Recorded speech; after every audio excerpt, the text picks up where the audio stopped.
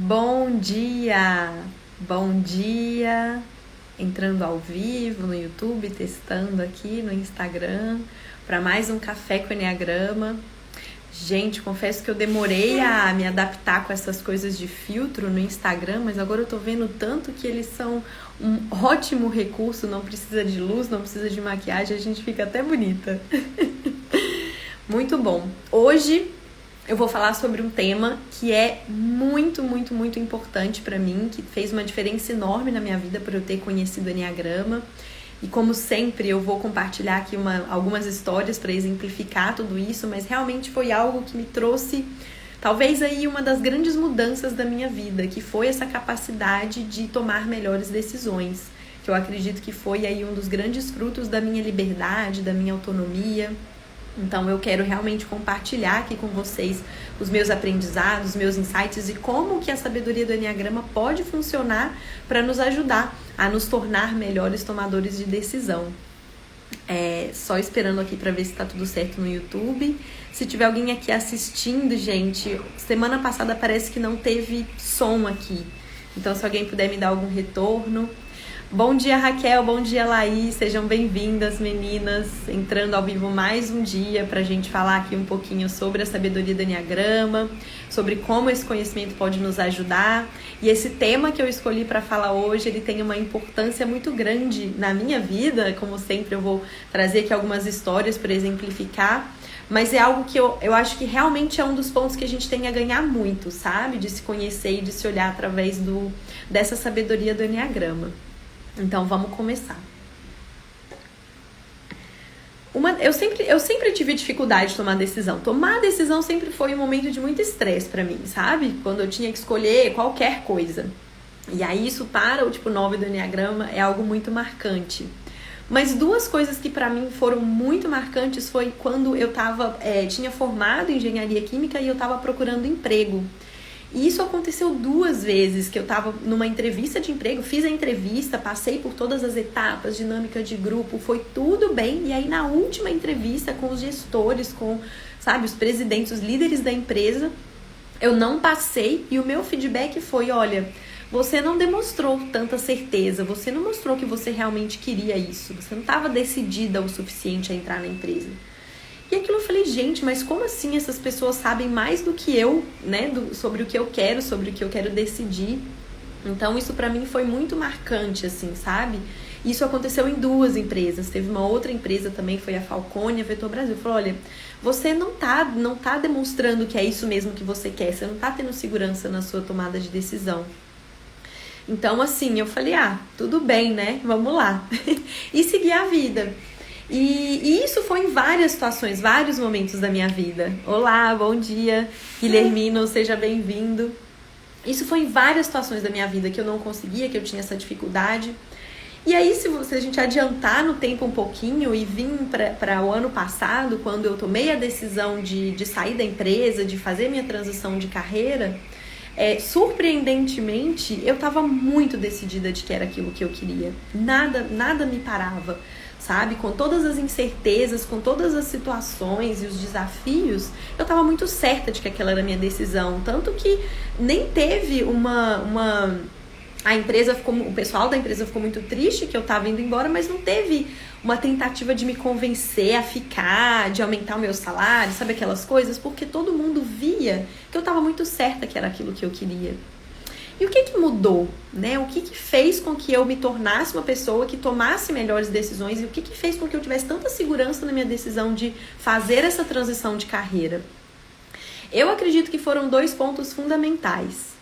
O primeiro deles é que eu realmente entendi como eu funcionava. Eu entendi. Quem que é engenharia química? Todo mundo aqui? E aí, Felipe, bom dia! Pois é, engenharia química é tomada de decisão o tempo inteiro, né? A gente tá o tempo todo, na engenharia como um todo, a gente tá... E eu acho que isso me desenvolveu muito também, sabe? Eu realmente ter que tomar decisões o tempo todo ali na empresa. Mas quando era pra mim, no lado pessoal, eu ainda tinha essa dificuldade. E o que me fez virar a chave, me fazer com que eu tomasse melhores decisões, e isso foi aumentando cada vez mais, foram 2 coisas. Irmão do Dan Ai, gente, não tô lembrando. Depois você me chama no privado e a gente conversa. Vamos seguir aqui, senão eu perco o raciocínio.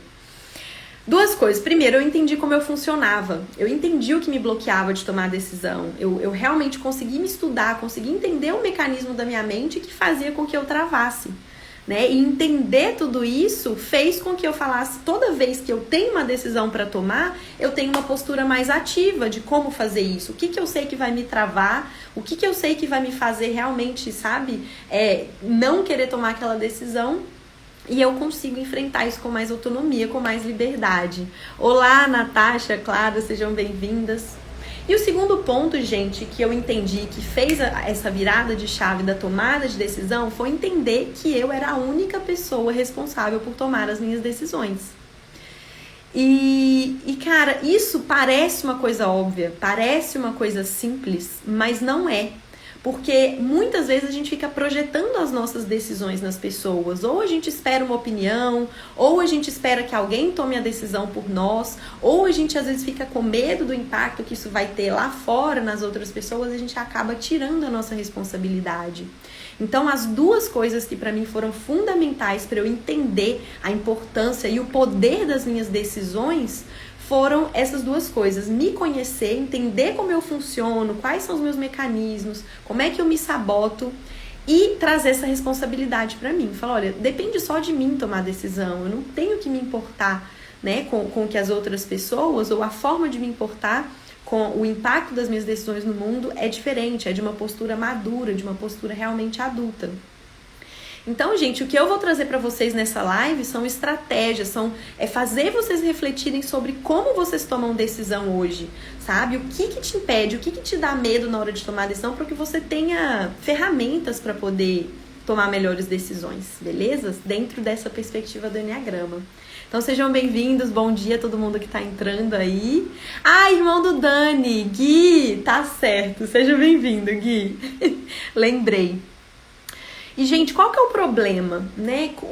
Eu fico impressionada, assim, de ver o quanto que as pessoas permanecem em empregos que elas não gostam por anos da vida delas, sabe? Ficam em relacionamentos que já acabaram há muito tempo, mas não conseguem tomar aquela decisão de se divorciar, de se separar, de sair. Às vezes demoram anos e ficam muito tempo postergando essas decisões, sabe? Pessoas que têm uma ideia incrível e não conseguem tomar a iniciativa de pôr aquela ideia, ou precisa, sei lá, sair da casa dos pais, comprar alguma coisa que vai ser um alto investimento de dinheiro, sabe? E aí vai criando dependências e medos e travas que elas não decidem e não entram em ação. Isso é muito comum, isso permeia todos os aspectos da nossa vida, né? Tanto para começar coisas novas quanto para terminar. Então, assim, tudo isso, eu vejo isso o tempo todo em mim e nas pessoas. Por isso que eu desenvolvi essa linha de pensamento. E aí, como eu sempre falo nas lives, né, gente? Tudo que eu trago aqui é fruto do meu estudo e da minha experiência. Eu não quero aqui colocar nenhuma verdade absoluta, nada que é como é. Eu sempre incentivo vocês a buscarem outras fontes de conhecimento, experimentarem tudo que eu falo aqui na vida de vocês para ver se faz sentido ou não. Então, tudo que eu organizei aqui é a minha perspectiva sobre esse tema, né? E eu espero que de alguma forma eu possa agregar para vocês. Então, por que as pessoas ficam nesse looping eterno de insatisfações e de não tomar decisão e de não entrar em ação? O que acontece? E é um mecanismo, gente, muito simples, porque são 3 coisas. Tomar a decisão, quando você decide, isso implica que você vai ter que mudar alguma coisa ou que você vai ter que agir de uma maneira diferente do que você fazia antes. E o que isso quer dizer? Isso quer dizer que se eu vou mudar, eu vou deixar de fazer algo como é ou de ter uma situação como é e vou ter que enfrentar algo que é desconhecido, que é novo para mim. E o ser humano, ele tem um mecanismo de defesa que impede ele de olhar para o novo, porque ele tem medo. O conhecido, eu sei como é, eu já estou acostumada com isso. Agora, o novo, não tenho ideia como vai ser, quais riscos será que tem? Então, muitas vezes, por medo do desconhecido, a gente não decide, porque decidir vai implicar numa mudança que vai me fazer lidar com o desconhecido. Então, quando a gente entende isso, eu vou precisar de 3 coisas também para poder, de alguma forma, me precaver dessa situação. Primeira coisa é entender qual é a origem desse medo. O que motiva o meu medo? Do que é que eu tenho medo? Sabe? O que é que a minha mente ou o meu sistema inteiro está tentando me proteger? Quando eu entendo a origem desse medo, o que é que está causando, eu consigo lidar com ele melhor, porque ele passa a não ser mais desconhecido.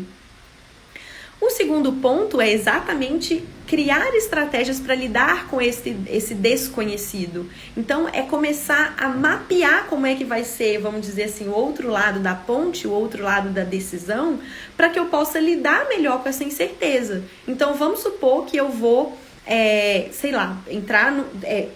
tomar a decisão de largar o meu emprego para começar algo novo. Eu preciso desenhar, projetar como vai ser esse algo novo para diminuir o tamanho do meu medo e aumentar a minha capacidade de tomada de decisão, né?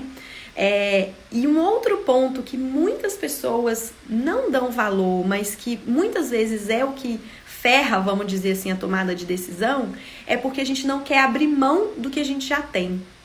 A gente, muitas vezes, tomar uma decisão de fazer algo novo, de começar, implica perder algo que eu já tenho e que me traz a sensação de segurança. Então, se eu tô falando de um emprego, talvez esse emprego vai me dar um salário todo mês, que me traz segurança, né? Se eu tô, morando na casa dos meus pais, eu tenho conforto, eu tenho comida, roupa lavada. Sair de casa vai implicar que eu vou ter que aprender essas coisas e eu vou ter que abrir mão do que eu tenho. Se eu vou me divorciar, eu já tenho uma segurança, uma estabilidade, eu sei como meu parceiro, minha parceira funciona, eu vou ter que entrar no mundo novo, de ter que explorar. Então, ter clareza do que eu vou abrir mão quando eu tomar minha decisão é muito importante, porque a gente precisa se despedir dessa coisa que a gente tem hoje para abrir espaço para a gente trazer o novo para dentro de nós. Então, o Guilhermino tá falando, qual que é seu primeiro nome aí? Tá só o R. Trocar de curso, trocar de cidade, exatamente, qualquer decisão da nossa vida. Eu tive que passar por essa decisão de não trocar de curso, mas de talvez trocar de universidade, talvez ter que mudar de cidade, qualquer decisão que a gente passa, esse é o mesmo mecanismo. Eu tenho medo do desconhecido e eu não quero abrir mão do que eu já tenho que me traz segurança.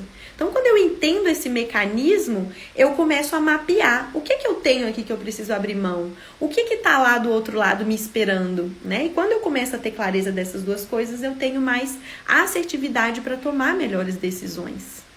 Rodrigo, é isso mesmo, lembrei agora. Então, a Raquel, lembra que te falei que estava mudando de casa? Verdade, Raquel, como é que foi a mudança? Tô sofrendo muito com essa decisão, família, grana, mas eu precisava sair da zona de conforto. Raquel, que ótimo que você tomou essa decisão, que você enfrentou isso e por mais difícil que tenha sido, né, você hoje consegue ver que talvez a situação que você está vivendo ou vai viver vai ser melhor do que a que você estava antes, né? E aí é um não para os outros, né? É um não hoje para outros sims amanhã. Exatamente. Essa é a sacada. Para a gente decidir algo, para a gente decidir por algo, a gente tem que abrir mão de outras coisas. E a gente precisa ter clareza do que é que a gente está abrindo mão. Porque se eu não tenho clareza do que está abrindo mão, o meu inconsciente vai me manipular para que eu não abra mão daquilo. Talvez da segurança da minha família, talvez do medo do julgamento das pessoas quando eu tomar aquela decisão. Eu não sei, podem ser várias coisas. É por isso que cada decisão, cada situação e cada pessoa precisa avaliar, né? Dentro de cada momento que a vida nos presenteia, cada oportunidade de tomar decisão, a gente precisa avaliar. O que é que eu preciso abrir mão, né? O que é que me espera do outro lado? Qual que é o medo que está me impedindo de tomar essa decisão? Então, existe um caminho para a tomada de decisão que torna, Raquel, como você disse, eu sofri muito, torna as decisões menos dolorosas, né? Quem estava aqui desde o começo, eu contei a minha história de tomada de decisão, como que isso era difícil para mim. Hoje, quando eu percebo que eu preciso tomar uma decisão, eu falo, eba, Vamos lá, vamos ver o que tem aqui pra mim, porque eu sei que depois que eu tomar a decisão vai ter alguma coisa melhor me esperando. E mesmo que seja mais difícil, eu vou ter mais capacidade, eu vou ganhar com aquilo. Então eu já tenho a minha estratégia montadinha, como que eu tomo minha decisão, como é que eu avalio. E isso faz com que as minhas decisões hoje sejam mais fluidas, mais leves, mais rápidas e com maior qualidade, sabe? Vindo realmente de um espaço onde eu sei o que eu quero. Porque a vida, gente, ela é construída a partir desses momentos de decisão, né? Por mais simples que possa parecer uma decisão aqui, a gente não sabe os caminhos que vão surgir a partir disso. Então, se eu decido fazer um curso, ganhar um conhecimento novo, talvez eu conheça uma pessoa que vai me apresentar para um trabalho novo, né? Ou se eu mudo de casa, se eu mudo de cidade, aquilo muda completamente todos os rumos da minha vida. Então, se eu não sou boa em tomar decisões, se eu não sou bom em tomar decisão, eu estou terceirizando a minha vida, deixando com que o acaso tome conta disso, ou que eu fique repetindo esses padrões ruins ou falhos de tomada de decisão e deixo de viver a potencialidade da minha vida, né? Deixo de viver todas as possibilidades que se apresentam e que eu possa expressar o melhor que eu posso em cada situação, em cada momento de vida, né? Oi, Edilene, bom dia a todo mundo que está entrando aí, sejam bem-vindos. Então vamos lá, gente, a minha ideia hoje é trazer para vocês um pouco da estrutura, de como a gente funciona, do porquê que a gente precisa abrir a nossa mente para o processo de tomada de decisão, e aí depois eu vou trazer aí para os 9 tipos, para os 9 pontos do Eneagrama, como é que cada um tem que se atentar para a sua tomada de decisão. Oi, Kátia, bom dia, Patrícia, seja todo mundo bem-vindo.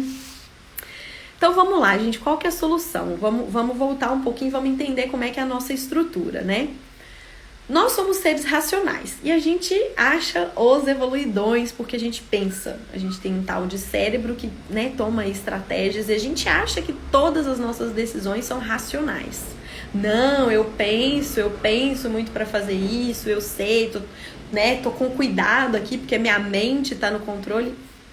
Bosta nenhuma. A nossa mente, ela é 1/3 da nossa tomada de decisão ou talvez até menos, tá? Mas de onde vêm as outras fontes de tomada de decisão? Das nossas emoções, do nosso coração, da nossa inteligência emocional e dos nossos instintos, da nossa inteligência instintiva, da nossa capacidade, eu diria que é o nosso cérebro animal, né? E cada um desses 3 cérebros, desses 3 centros de inteligência, que inclusive eu fiz uma live inteira sobre eles, se não me engano, semana passada ou na última, cada um deles tem uma forma de funcionamento. E eles vão agir de uma determinada maneira para fazer com que a gente tome as decisões. Então, quando eu entendo o funcionamento deles, eu desenvolvo, né, o meu cérebro para driblar todas essas coisas e tomar realmente a decisão com o mental. Então eu vou falar um pouquinho sobre cada um deles, como que eles afetam a nossa tomada de decisão. O nosso corpo, os nossos instintos, né, o nosso cérebro animal reptiliano, que os cientistas chamam, ele vai basicamente garantir que a gente tenha 3 coisas. O nosso instinto animal, ele vai garantir que a gente sobreviva, então ele precisa garantir a nossa sobrevivência, a nossa segurança. Ele precisa garantir que a gente procrie, que a gente tenha filhos, que a gente mantenha a nossa espécie. E ele vai querer que a gente pertença a alguma comunidade, a algum grupo. Então, quando a gente toma decisões, por exemplo, eu não vou sair do emprego porque eu preciso do dinheiro, é o nosso instinto de proteção que está falando aquilo com a gente. Talvez eu tenha dinheiro suficiente para pagar minhas contas daqui a 2 anos, eu não tô com uma ameaça de sobrevivência, mas o meu instinto tá ali, não, você não pode sair do emprego porque senão você vai ter risco e tudo mais. Ou então, o meu instinto de procriar, o meu instinto de me relacionar com alguém fala, não, você não pode largar essa pessoa, senão como é que você vai arrumar outra pessoa? Como é que você vai, né, ter essa conexão? Então, às vezes, o nosso instinto sexual, que a gente chama no Eneagrama, nosso instinto de procriar e de se relacionar com alguém, faz com que a gente tome decisões cegas, achando que a gente está sendo racional, mas na verdade é o nosso instinto. A mesma coisa o nosso instinto de sobrevivência no grupo. Às vezes, isso pra mim era muito forte. Eu abria mão de uma decisão que eu queria para agradar o grupo, para que eu ficasse bem com as pessoas do grupo, porque a gente quer pertencer, a gente não quer viver sozinho. Só que muitas vezes esse instinto de pertencimento, de sobrevivência e de procriar, vamos dizer assim, de se relacionar, nos cega para ver as coisas de uma perspectiva mais ampla. Então, a gente precisa entender como que esses 3 instintos atuam em nós, porque eles têm mecanismos diferentes de atuação em nós, para que a gente possa dominá-los. E falar assim, olha, instinto de preservação, tá tudo bem, a gente tá com as contas pagas, não precisa se preocupar. Eu quero agora correr atrás do meu sonho, da minha felicidade. Olha, instinto sexual, tá tudo bem se eu largar essa pessoa que não tá me fazendo bem, porque lá na frente eu vou conhecer outra pessoa.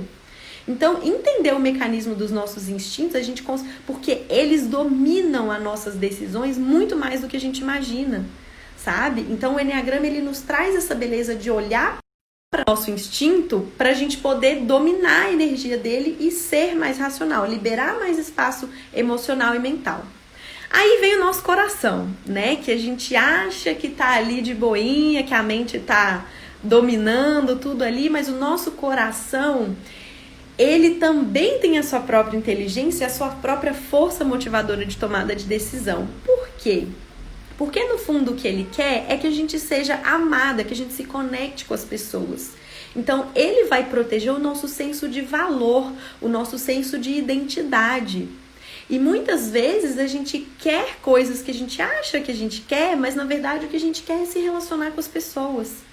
Né? E aí a gente toma a decisão pautados nas nossas emoções para evitar uma tristeza ou para sentir, e aí o nosso coração tá ali dominando a nossa vida e a gente tá achando que é racional, e a gente tá achando que o nosso cérebro tá tomando conta, mas na verdade é o nosso coração que tá ali distorcido, buscando amor, buscando reconhecimento e nos cegando muitas vezes para o que a gente tá fazendo, para a forma que a gente tá vivendo, por conta dessa necessidade de ter esse amor, de ter esse reconhecimento.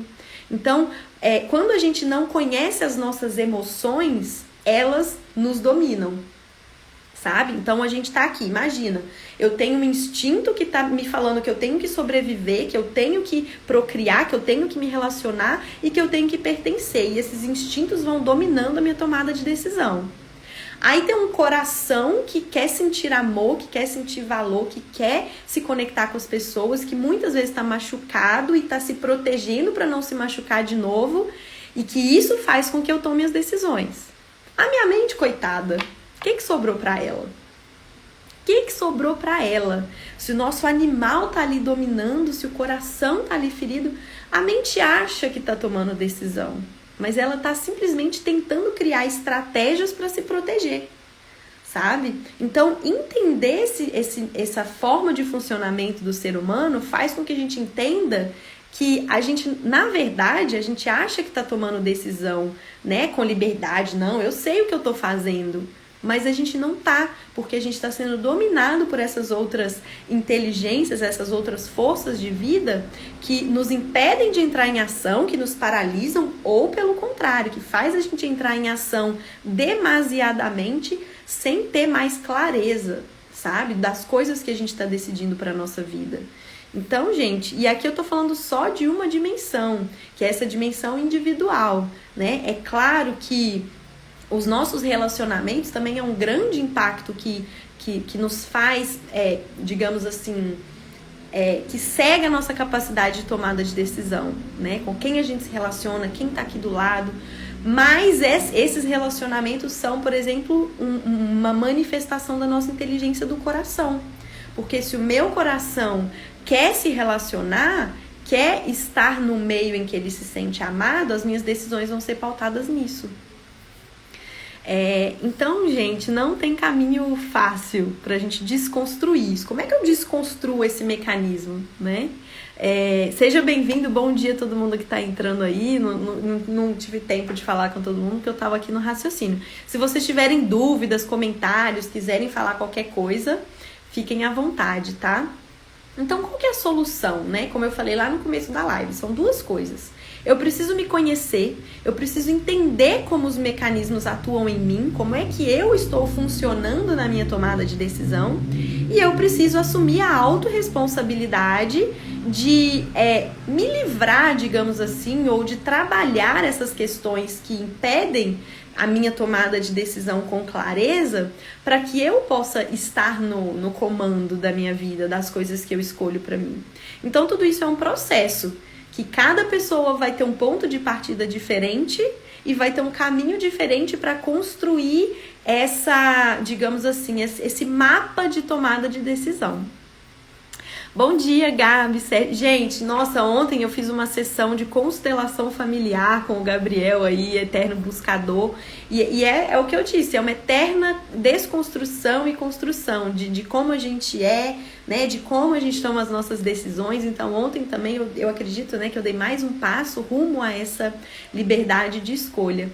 Que no fundo, gente, é isso que vai nos trazer a liberdade que a gente tanto sonha, né? Que a gente quer ser livre, a gente quer ser feliz, a gente quer ter paz, a gente quer ter uma vida de sucesso, de abundância, mas a gente fica preso a esses condicionamentos. Então, se eu não trabalho a minha capacidade de tomada de decisão, eu vou continuar, tipo assim, vivendo ao acaso, vivendo à mercê ou refém das decisões ou dos acasos que acontecem na minha vida, né? Dúvida, sombra, certeza, essência. Exatamente, Gabs. Quando a gente está conectado com a nossa essência, a gente tem certeza da decisão. E é um negócio muito louco. Eu falo pra vocês porque eu tive essa transformação de uma pessoa que lá as empresas falavam: nossa, a gente não vai aceitar você nesse trabalho porque você não tá certa do que você quer. Eu tive esse feedback em 2 empregos, em 2 entrevistas que eu fiz. Eu tinha todas as qualificações técnicas para entrar e eles falaram: você não tá certa de que é isso que você quer. Eu saí de ser essa pessoa, de ser a pessoa que está construindo uma carreira do zero, com plena convicção do que eu quero, mesmo sem ter clareza do caminho. Não sei como vai ser, qual é o próximo passo, mas ainda assim eu continuo movendo com clareza. Então, gente, qual que é o segredo? E aí, pelo horário da live, eu não vou conseguir detalhar muito nos 9 tipos, eu vou ter que passar mais rapidamente. Mas independente de qual é o seu tipo, se você sabe ou não, eu vou dar aqui para vocês uma estratégia que vale para todo mundo. Que é o quê? Você precisa primeiro compreender qual é a sua tendência na hora de tomar a decisão. Então começa, por exemplo, avaliando na sua história de vida. Não, acabei de perceber que eu não tô com o microfone. Não sei se vocês estão me ouvindo bem aqui, porque aqui é meio barulhento.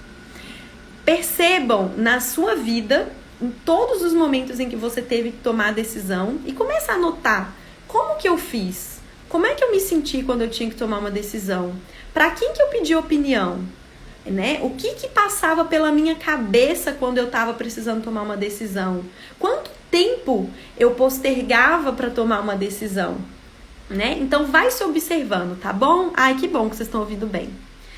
Começa a se observar, sabe? Começa a avaliar ao longo de toda a sua vida como foi até aqui.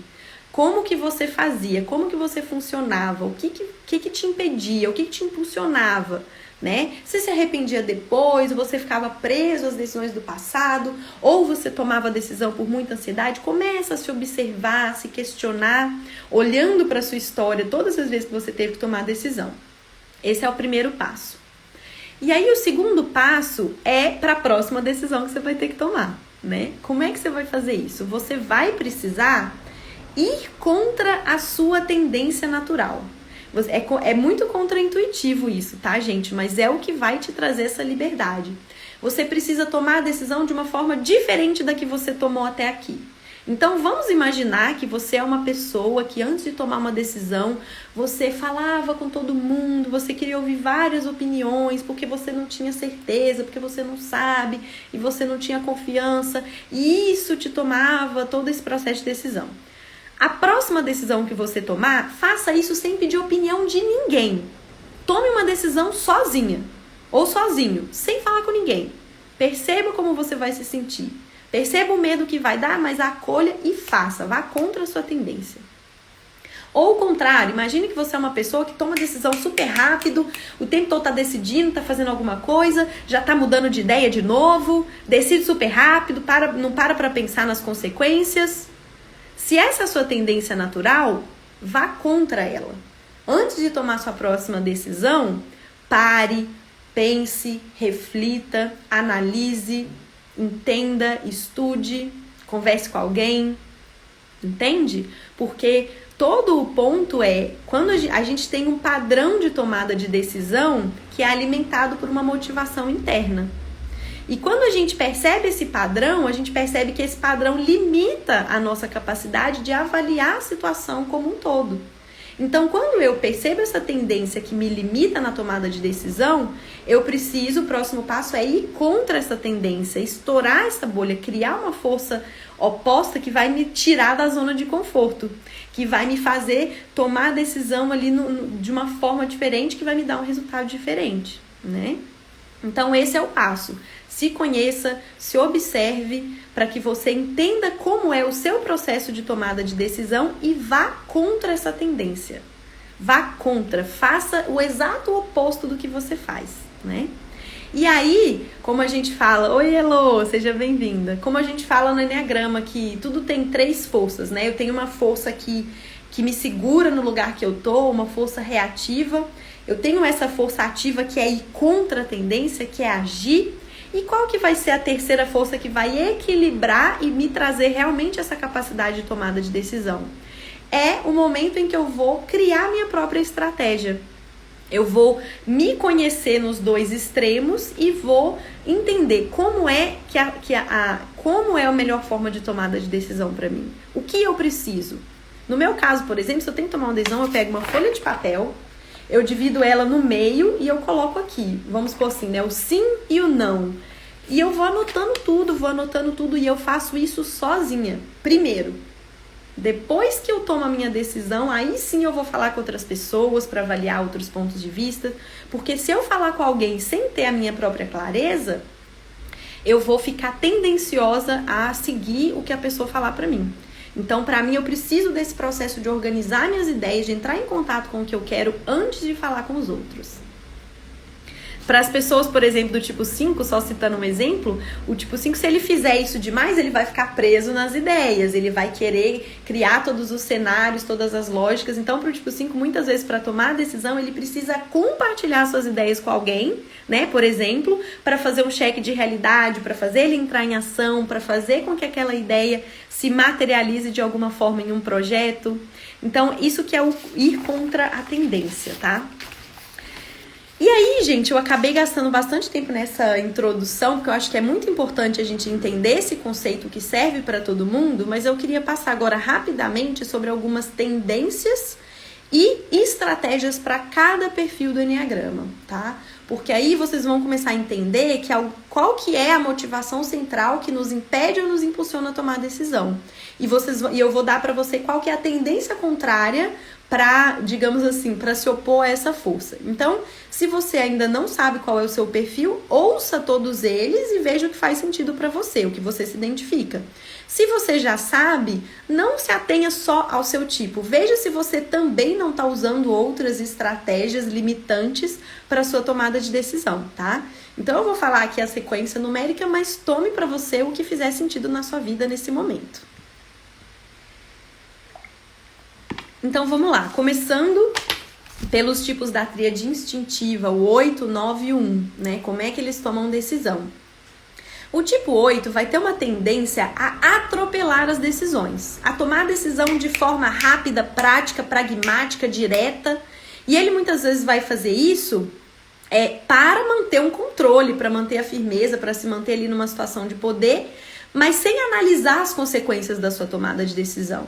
Então, o tipo 8, ele precisa ir contra essa tendência ativa de tomar a decisão, de ter, né, ali aquele pragmatismo e parar, avaliar a situação, vai para a flecha 5, avalia a situação, entende o cenário, avalia as consequências e depois se coloca numa situação de vulnerabilidade, de perceber que você não precisa manter esse controle, esse poder. Então, a capacidade de tomada de decisão do tipo 8 melhora quando ele ganha esse momento de reflexão antes de tomar uma decisão impulsiva e rápida e quando ele se abre para as emoções mais sutis, para entender de que forma essa decisão vai impactar as outras pessoas. Com isso, ele amplia sua capacidade de tomar decisões com mais discernimento, com mais compaixão, né? Então essa é a tendência e o antídoto, digamos assim, para o tipo 8. O tipo 9 vai ter uma tendência muito grande de não decidir por medo de se desconectar, de perder ali a harmonia, de desagradar as outras pessoas, então vai ficar ali em cima do muro, né? O tipo 9 é o clássico em cima do muro. Não vai tomar por medo de perder aquela paz, de sair da zona de conforto. Então, para o tipo 9, a tendência é não se decidir. Ah, se eu tiver isso, tá bom, mas se eu tiver isso, vai tá bom também. Então, tanto faz. Então, ele sempre vai ter essa tendência de ter essa dificuldade de escolher um lado ou outro. E aí eu falo por causa própria, né? Porque eu sempre fui muito assim, decidi, Michele, você quer comer pizza ou macarrão? Ai, meu Deus, tanto faz, ai, meu Deus. Então, a gente tem sempre essa tendência de ficar em cima do muro para não desagradar ou não perder nenhum dos dois lados. Qual que é o antídoto do tipo 9? Qual que é a tendência? Parar de ficar pegando a opinião dos outros, decidir por conta própria e entrar em contato com uma raiva por não ter entrado em ação. Sabe? Aquele momento que o tipo 9 fala, puta que pariu, Michele, faz alguma coisa, decide, né? Entra em contato com essa energia de, não, eu tenho que decidir o que eu quero pra mim.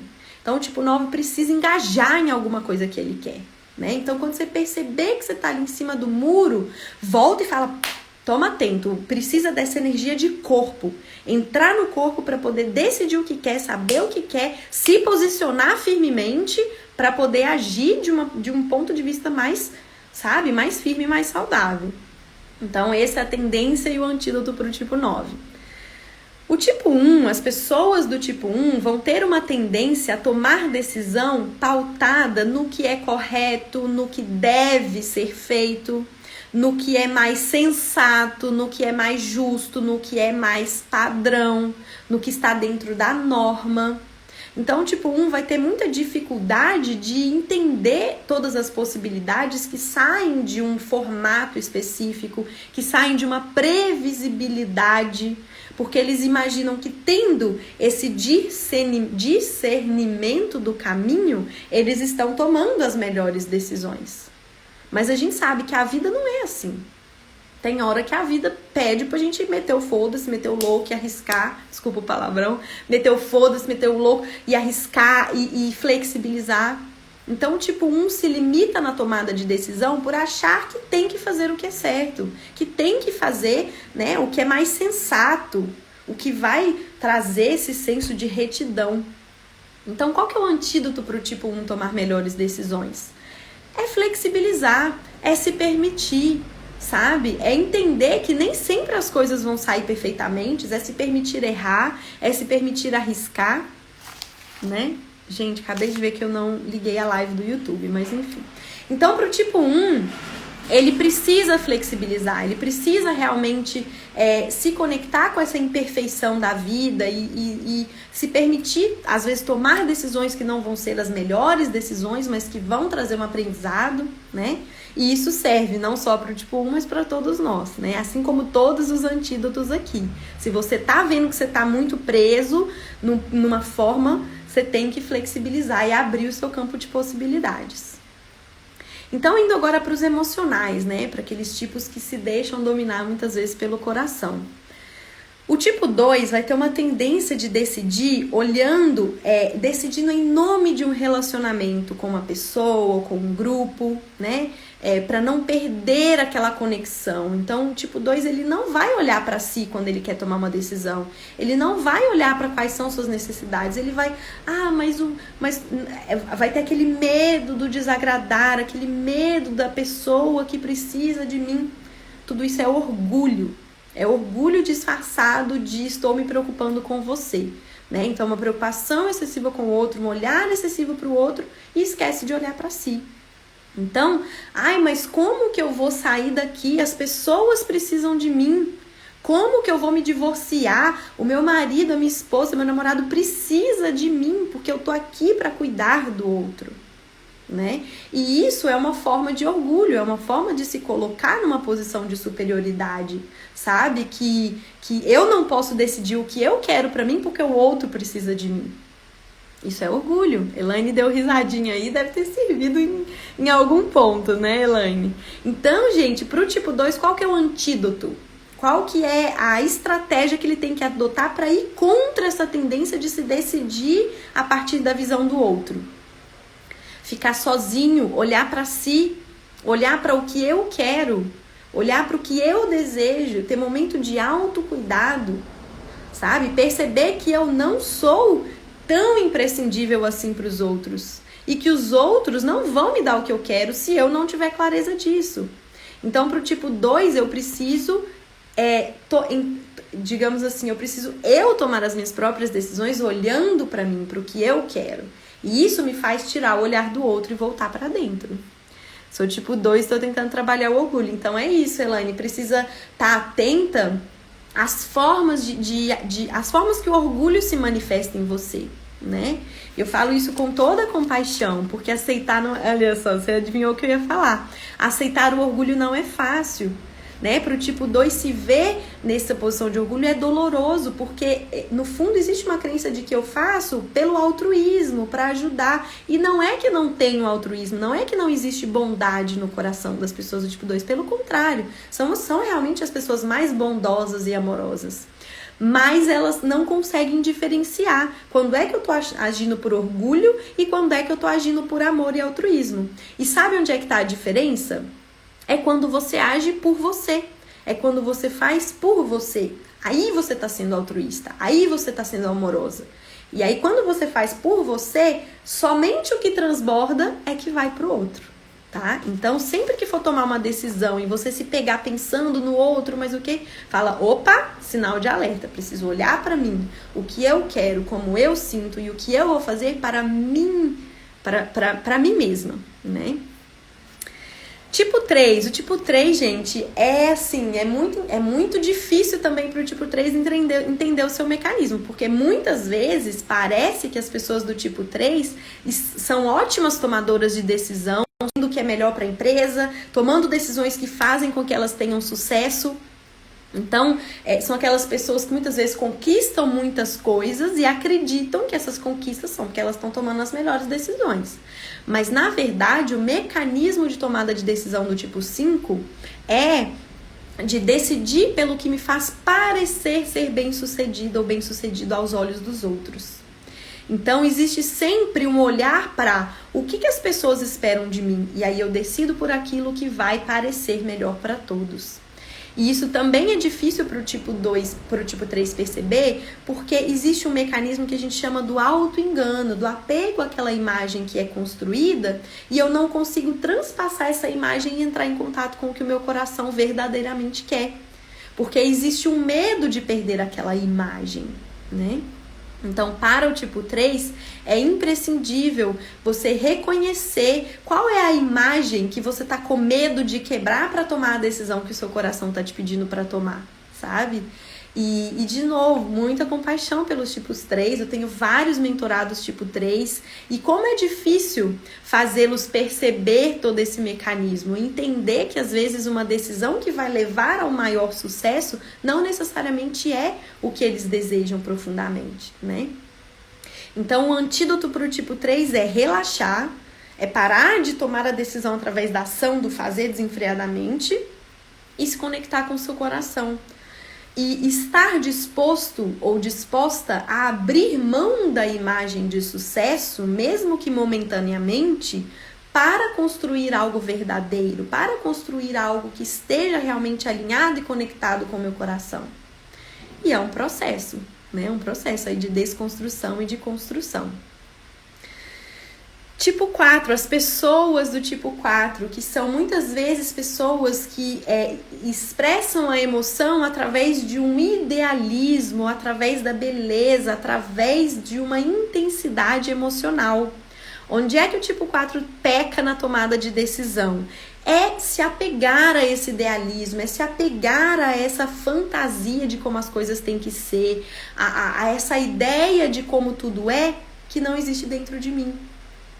Então, para o tipo 4, existe o mecanismo que a Beatriz Chestnut, que é uma autora, chama de puxa-empurra, mecanismo de puxa-empurra. Quando algo está longe, eu quero aquilo que está longe, eu idealizo. Mas quando chega, nem era isso que eu queria, não quero mais. não é assim não tá bom o suficiente, assim não me traz satisfação suficiente. Então eu nunca consigo estar plenamente satisfeito ou satisfeita com o que eu tenho. E aí isso vai criando um looping eterno de insatisfação e de dificuldade de tomada de decisão. Porque eu quero aquilo, eu sonho, mas quando chega, ai, não quero mais. E aí eu volto. Então o tipo 4 fica nessa oscilação do querer, do não querer, do buscar, do parar, do querer muito, do não querer nada. Porque no fundo existe um medo para o tipo 4 de inadequação, de rejeição de quem ele é.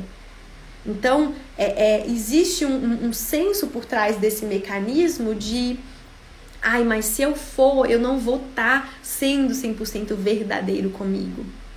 Então, o que é o antídoto para o tipo 4? O que essas pessoas que têm esse mecanismo de oscilação e de intensidade emocional e de não, né, se conectar com as coisas como são, se conectar com as coisas como são. É trazer praticidade para a tomada de decisão. É colocar, né, e trazer um pouco da energia para o corpo, para a prática, para a rotina. Se eu me identifico um pouco em cada um, trem tá feio pra mim? Não, trem tá lindo pra você. Trem tá lindo pra você, Cadinho. No começo é assim mesmo. A gente primeiro se confunde pra depois a gente entender. Então precisa se observar o que se repete mais, o que faz mais sentido. E no começo é assim mesmo. A gente se identifica com um pouco de cada um, até porque a gente adota todas essas estratégias em algum momento da vida. Mas tem uma que é como se fosse a vitrola quebrada, que a gente sempre volta para ela. Então precisa de um processo aí mais profundo de identificação, porque aí quando você percebe o que te pega mais do que os outros, a Elô que eu diga, né, Elô? Aí é como se o remédio funcionasse mais rápido, né? A Elô é um caso que por muito tempo ela se identificou como tipo 8, depois ela se identificou como tipo 1 e ela conseguiu aplicar vários, né, aprendizados, mas quando ela entendeu que a essência dela é 4, que é o que eu tô descrevendo aqui agora, voou essa mulher, voou. Então, o que acontece? Quando a pessoa do tipo 4 tem essa tendência de oscilação, ela precisa trazer clareza para a tomada de decisão, né, Elô? Eu preciso olhar para as coisas como são, e não da minha perspectiva imaginária ou melancólica. Eu preciso realmente trazer para o corpo e falar, não, as coisas são como são. E olhar para si de uma maneira positiva. Reconhecer tudo que essa pessoa tem de bom. Reconhecer as suas habilidades. Reconhecer tudo que ela já é. Olhar para as coisas que se tem com gratidão, com leveza, para que aí você consiga buscar outras coisas, né? Ver beleza no real, ver beleza no que já existe. E não naquela ideia imaginada de como as coisas deveriam ser, né? Então, quando você tem isso, por mais que você continue tendo esse olhar para a beleza e para o exótico e para o, né, pro que eu quero, idealizo, você consegue pegar isso e trazer para o real e materializar isso de alguma forma, tá? Então, essas foram as estratégias dos emocionais e agora a gente vai para os mentais. Darling entrou na hora aí. Agora, o 5, 6 e o 7. Quais são as estratégias? E aí, aqui a gente vai para os tipos que têm a maior distorção aí no centro da mente. Que a mente de alguma forma os engana na tomada de decisão. Para as pessoas do tipo 5, que é o que a gente chama do observador, do analítico, existe uma tendência de ficar no que a gente chama da eterna preparação. Então, são aquelas pessoas que precisam buscar segurança no conhecimento. Eu preciso saber de tudo, eu preciso entender com profundidade tudo, eu preciso compreender qual é o caminho, qual é a lógica, qual é o sentido, para só então eu entrar em ação, para só então eu decidir fazer alguma coisa. Então, para o tipo 5 que fica muito preso nas ideias e na lógica e nos conceitos, se essa pessoa não se observar, aqui eu preciso botar no modo avião, vai ficar para sempre nessa tendência de experimentar o mundo através das ideias e não vai colocar em ação, né? Então, para o tipo 5, para as pessoas que se veem muito presa na ideia, no conceito, aquelas pessoas que fazem um monte de curso, lê um monte de livro, mas nunca acha que está pronta o suficiente para passar esse conhecimento para as pessoas de alguma forma, tem que tomar cuidado. E qual que é a estratégia? Qual que é o antídoto para as pessoas do tipo 5? E para todos nós que em algum momento tem falta de confiança na nossa sabedoria? Eu preciso me colocar em movimento, colocar em ação, colocar em prática, compartilhar as minhas ideias com alguém. Muitas vezes o tipo 5 cria uma estratégia de isolamento, mas eu preciso colocar as minhas ideias, seja num papel, seja conversando com um amigo. Eu preciso me abrir para sentir essa conexão com as pessoas, né? E não experimentar tudo isso através das ideias.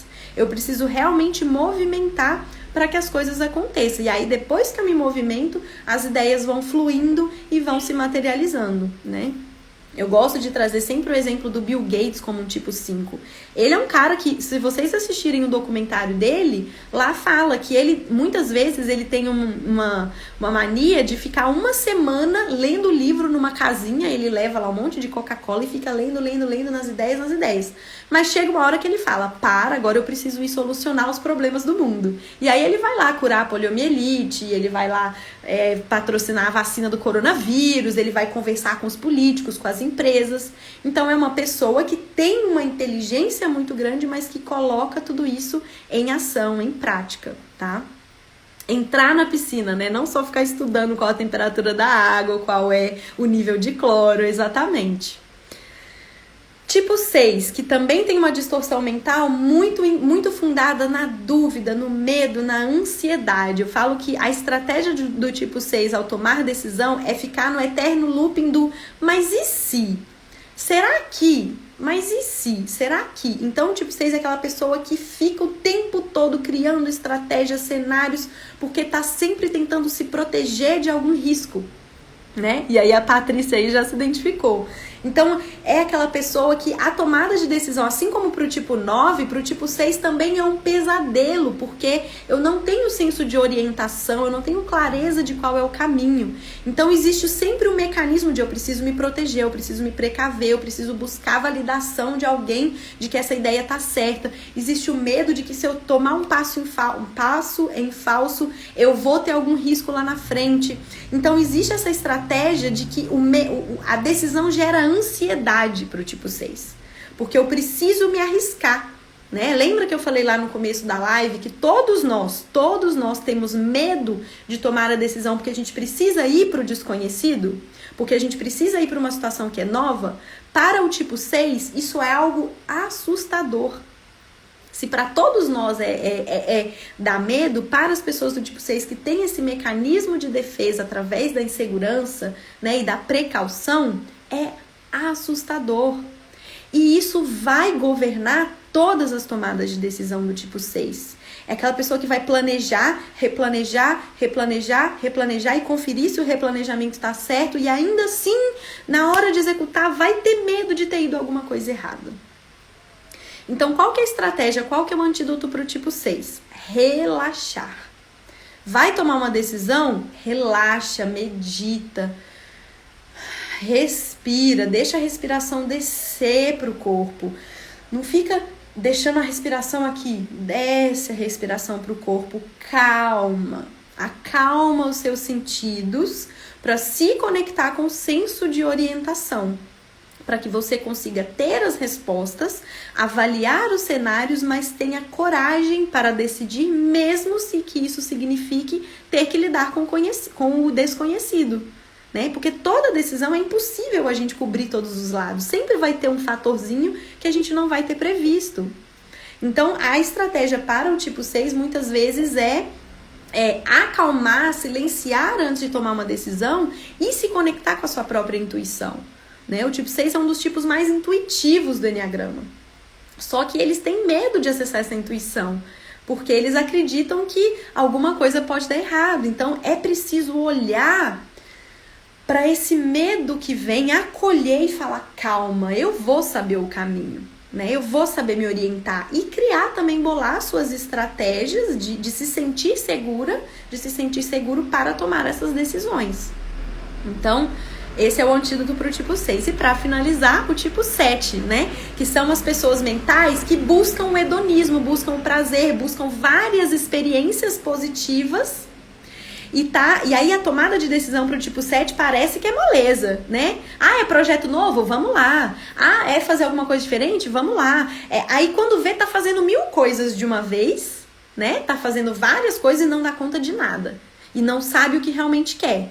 Então, para o tipo 7, que tem essa tendência de olhar para a vida de uma forma mais positiva, não, vai dar tudo certo, a gente tem, não, tá tudo, quero tudo. Então, tem essa necessidade das experiências positivas, e a gente sabe qual que é o mecanismo que está por trás disso, né, que não é o tema da live, mas que existe um medo de lidar com situações difíceis, lidar com emoções mais dolorosas. Então, parece que essa busca por novas experiências parece algo super positivo. E na maioria das vezes, mas para as pessoas do tipo 7, isso vai ser uma cilada. Porque vai fazer com que elas se distraiam com um monte de coisas e não olhem para o que elas verdadeiramente querem ou precisam, né? Elaine, nossa, eu vou dar uma olhada para esse, sou super assim. Então, olha, Elaine, eu tenho um vídeo no YouTube que eu falo do benefício da dúvida. Muitas vezes a gente escuta um pedacinho de um tipo e a gente acha que a gente é aquilo. Mas a gente se identifica com aquele pedaço. Então, se você ficou com dúvida, continue a sua investigação, assista as outras lives que tem aqui, leia sobre cada um deles, porque é aquela coisa, se aquele pontinho do tipo 2 funcionou para você, ótimo. Mas quando você descobrir o seu tipo original, o antídoto vai funcionar muito mais rápido, você vai conseguir acelerar o seu processo de autoconhecimento e de desenvolvimento. Então, voltando para finalizar o tipo 7. Se ele tá ali sempre buscando experiências positivas e sempre querendo coisas novas e a decisão parece que é fácil, mas é tomada muitas vezes por essa, né, por essa ânsia de viver a próxima experiência, o antídoto para o tipo 7 é ir o contrário disso. É ir contra essa tendência. É, antes de tomar uma decisão, entrar em profundo silêncio, avaliar, eu realmente quero, eu realmente preciso, isso daqui faz sentido nesse momento? O que eu já tenho no meu pratinho aqui que eu tenho que dar conta, né? O tipo 7 vai ter uma dificuldade de ter disciplina, de ter foco numa coisa só por muito tempo. Não ter acabatível, começo um monte de coisa, mas não acabo, porque a minha decisão foi muito rápida, foi querendo fazer coisas novas, mas não foi olhando para o que eu realmente precisava naquele momento. Então, para essas pessoas, o antídoto é, antes de começar algo, de tomar uma decisão, olhe para dentro, olhe para si, acolha com profundidade o que você realmente precisa fazer, né? Elimine as distrações, elimine os excessos de projetos e de atividades e foque numa coisa só por um momento, inclusive as coisas que não são tão legais, que não são tão positivas daquilo. Porque senão vai existir sempre essa cilada de querer olhar só para as coisas boas, né? Existe um estereótipo do tipo 7 nos relacionamentos, que entra no relacionamento e tem dificuldade de se aprofundar. Por quê? Porque no nível de consciência, né? A gente sabe que relacionamento exige, às vezes vai ter conflito, às vezes vão ter situações desagradáveis que a gente vai ter que lidar, vão ter emoções mais difíceis. E aí, isso traz as pessoas do tipo 7 para um espaço desconfortável. E aí, às vezes, fica mais fácil sair e ir para um outro relacionamento. Então, isso não só para relacionamento, em várias situações de vida, do trabalho, da família, enfim. Então, para essas pessoas é preciso ter serenidade, é preciso acalmar um pouco a mente e olhar para as coisas como elas são, não só pela perspectiva positiva, né? Então, gente, para finalizar, e a gente tem mais 2 minutinhos, esses 9 aspectos, né, são aí uma pontinha de um grande iceberg, e cada semana eu tô trazendo uma pontinha diferente aqui. Semana passada a gente falou de meditação, na semana anterior a gente falou um pouco mais, e aí a cada semana eu vou trazer aí essas pérolas de conhecimento.